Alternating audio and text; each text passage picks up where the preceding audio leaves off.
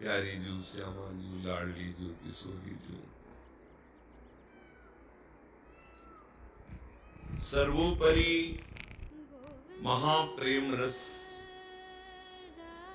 और उस प्रेम रस का मूर्तिमान स्वरूप श्री लाडली जी। हमारी जो श्यामा जू है अत्यंत गुप्त रस जो श्री चरणों की दास्ता,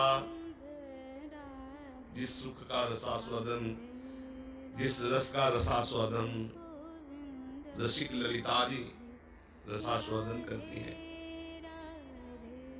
उस सुख को प्रदान करने के लिए ही इस धराधाम में पधारी है। प्यारी जू के और कोई आने का कारण नहीं है। जब जब प्रभु अवतार लेते हैं तो प्यारी जू के अंश से जो प्रकट शक्तियां हैं प्रभु की सेवा में वो अवतरित होती हैं। प्यारी जू के ही एक अंश से श्री लक्ष्मी जी हैं, प्यारी जू के ही अंश से समस्त शक्तियां हैं। जैसे प्यारे जू के अंश से ही प्रभु के जो विविध अवतार हुए हैं वो हमारे सबके अवतारी निकुंज बिहारी श्री लाल जू महाराज से ही हैं। ऐसे ही जितने भी अवतार में शक्तियां हैं वो सब प्यारी जू के ही अंश की ही मूर्तिमान स्वरूप है। हमारी प्यारी जू अन्यत्र कहीं अवतार नहीं लेती, क्योंकि जब हम अंश वर्णन करते हैं तो अंशी ही अंश के रूप में आता है। इस सिद्धांत के अनुसार ये वर्णन हो जाता है कि जहां जहां भगवान अवतार लेते हैं वहां वहां राधा प्यारी अवतार लेती है। जो प्रायः महापुरुषों ने वर्णन किया, इस स्तवन में भी आता है कि हे आदि पुरुष, आप जहां जहां अवतार लेते हो वहां वहां किशोरी जो अवतार लेती है। मूल बात समझना होगा कि हमारी प्यारी जू इस रस भूमि के बाहर अवतार नहीं लेती है। हमारे प्यारे जू इस रस भूमि से कभी बाहर नहीं जाते। ये रहस्य है, ये गुप्त रीति है, इसे सब कोई नहीं जानता है। सब कोई यही जानते हैं कि जैसे भगवान अवतार लेते हैं तो भगवान की शक्ति राधा है और वो शक्ति अवतार लेती है।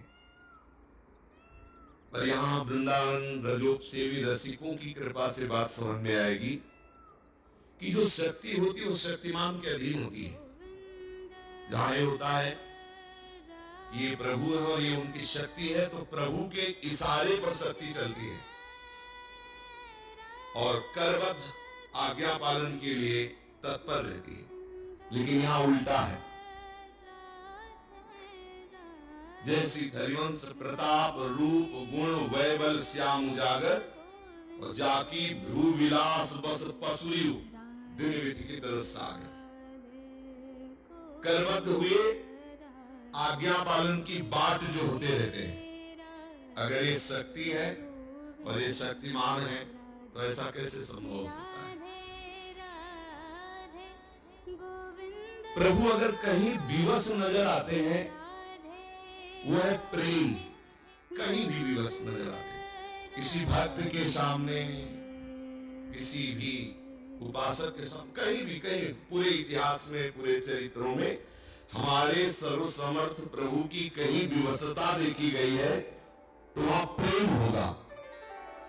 क्योंकि अजित को कोई अधीन कर सकता है तो प्रेम है, और प्रेम की रीति को बहुत अच्छे से प्यारे ही केवल जानते हैं।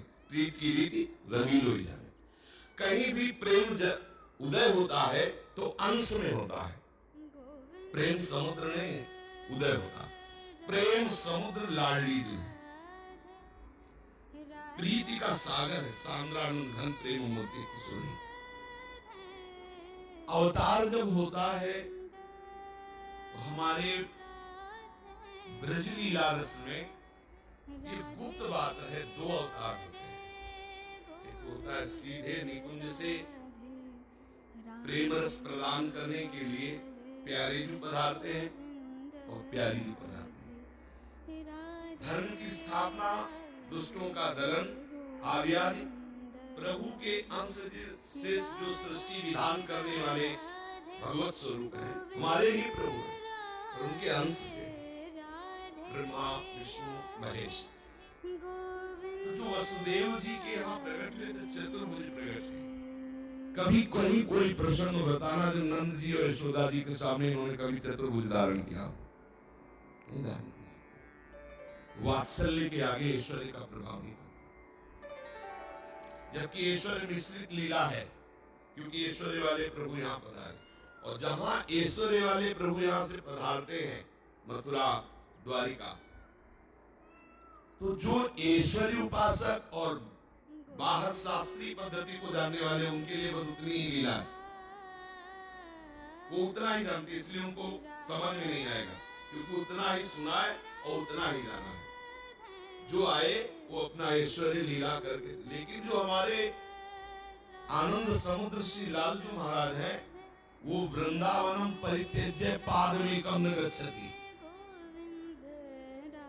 और दूसरी बात, जो लालजू यहाँ प्रकट हुए, उनका जो संपूर्ण रस स्वरूप, श्रृंगार स्वरूप है, वो निकुंज में हर समय विराजमान है। किसी की प्रेमी भक्ति की भी सामर्थ्य नहीं है कि हमारे युगल का साक्षात्कार प्राप्त कर सके। केवल सहचरियों की सामर्थ्य है, केवल वहां यह नारदादे सुखैरगम्यम वृंदावने वंजुल मंत्र कुंजे तत् कृष्ण चेतो हरणैक विज्ञ मत्रास्ति किंचित परमम रहस्यम। जब रहस्य को नहीं जानते तो परम रहस्य को कौन जान जाएगा? और ये किनके लिए कह रहे हैं? यह नारदादि सुखैरगम्यम। हमारी प्यारी जू और प्यारे जू सृष्टि रचना में नहीं है, सृष्टि काल में नहीं है, सृष्टि विधान में नहीं है। नित्य वृंदावन में नवीन शोभा प्रकाशित जैसे होती है, ऐसी नित्य बिहारी बिहारी जो नवीन नवीन बिहार करते हैं। ना उनका जन्म और ना उनका अंत, दो आदि न अंत बिहार की। अनादिकाल से अनंत काल, ये नहीं कि जब सृष्टि रची गई तो भगवान भी प्रकट हुए श्री कृष्ण रूप में, और फिर राधा रूप में शक्ति प्रकट हुई, और फिर वृंदावन विहार हुआ। ऐसा नहीं है। वृंदावन नित्य है। नवनिकुंजेश्वरी, नवनिकुंजेश्वर श्री लालजू का विहार। चंद्र मिटे, दिनकर मिटे, मिटे त्रिगुण विस्तार, दृढ़ व्रत श्री हरिवंश को मिटे न नित्य विहार। उसी नित्य विहार का परिचय देने के लिए पूरा परिकर है। सहचरियां आचार्य रूप से आई हैं, प्रियालाल भी प्रकट हुए।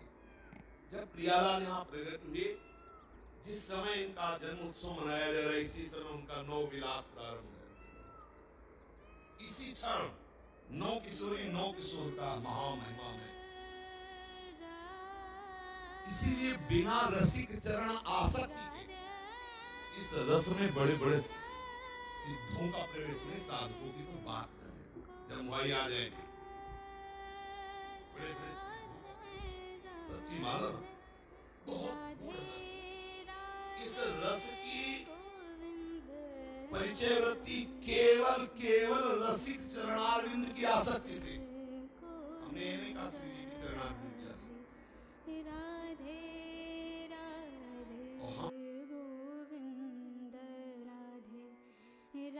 तीन वचन मानत गुरुद्रोही, जिस दिन करता अपनो भायो, तो ना परमार्थांत लगेगा ना स्वार्थांत लगेगा। नहीं, हमारी प्यारी जू तक पहुंचे केवल केवल रसिकों के, केवल न देवैर ब्रह्माद्यैर न खलु हरिभक्तैर न सुहृदा दिभिर यद्वै राधा मधुपति रहस्यम सुविदितम तयोर दासी भूत्वा तदुपचित केली रसम। धर्म अर्थ काम मोक्ष चारों पुरुषार्थों के जो त्यागी महापुरुष हैं, रसिकों के चरण रज प्रताप से जो अनुराग प्रकट हुआ, सब अनुरागी की बात नहीं, रसिक चरणारविंद की रज के प्रताप से जो अनुराग प्रकट हुआ, इसीलिए रेमन रसकन संगमिन रंजनों। हमारी प्यारी जी की बात हमारी इसलिए बोलते हैं कि कोई कह सकते हैं कि राधा वो थी, उनका उनके साथ ब्याह हुआ वैसा, तो तुम्हारी होंगी कोई राधा, नहीं जानते, सुनना नहीं चाहते, जानना नहीं चाहते। हमारी जो राधा है उनका परिचय जानिए, जिनकी महावर रचना करने के लिए स्वयं अखिल लोक चूड़ामणि लालू ललचाते हैं, और ललितादि सखियों का कृपा कटाक्ष हो जाता है तो निहाल हो जाता है। हम उन प्यारी जू के जन्म उत्सव का गान करें, उन प्यारी जू के जन्म उत्सव का, जिनके नेत्रों में नेत्र मिलाने की सामर्थ्य अखिल लोक चूड़ामणि लालजू में नहीं, औरों की तो बात जाने दो, कौन क्या करेगा इनके साथ। मुस्कुरा के तिरछी चितवन से हेर दिया तो प्रेम संग्राम में सदैव विजयी रहने वाले लालजू महाराज वेणु करान्नि पतिता स्खलितम शिखंडम भ्रष्टम च पीत वसनम ब्रजराज सुनो यस्याः कटाक्ष सर्पात विमूर्छ तस्य ताम्राधिकाम परिचय।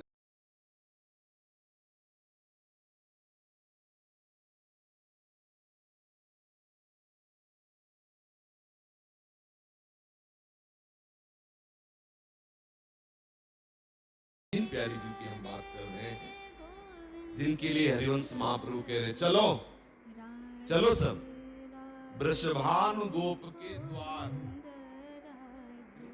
वृषभानु गोप के द्वार क्यों? क्योंकि मेरी श्यामाजू पधारी है। श्यामाजू धर्म संस्थापनार्थ है तो प्रकट हो चुके, श्यामाजू काहे को प्रकट हो रहे हैं? बोले वो उनको आनंद प्रदान करने के लिए, जगत को आनंद प्रदान करने के लिए प्रभु आए हुए हैं। तो जन्म लियो मोहन हित श्यामा, मोहन हित श्यामा, मोहन का संपूर्ण हित कौन है? श्यामाजू है। श्यामाजू ने जन्म लिया है, चलो सब वृषभान गोप के दरवाजे चलो, आज श्यामाजू ने जन्म लिया है। श्यामा नौ किशोरी षोडशी, प्यारे जू की हृदय हार, जो पूर्ण अनुराग रस की मूर्ति है, जिनके श्रीअंग से अनंत बिजलियों की कांति प्रकट होती है। किसी देवता या ईश्वर कोटि का महापुरुष या कोई योगी इतनी सामर्थ्य नहीं रखता कि हमारी राधा किशोरी की तरफ देख सके। अनंत बिजलियों की कांति प्रकट होती है श्री जी के श्रीअंगों से। जब तक राधा चरणारविंद के रसिक का चरणामृत नहीं गया, तब तक वो नेत्रों में सामर्थ्य नहीं कि राधा का साक्षात्कार कर सके। प्रसंग में आगे देवर्षि नारद जी के लिए आता है। जो रस की मूर्ति है वो अनंत बिजलियों जैसी कांति है, लेकिन दुखदाई नहीं, महासुखद, महासुखद। जैसे बहुत बड़ा तेज हो तो दुखद भी तो हो सकता है,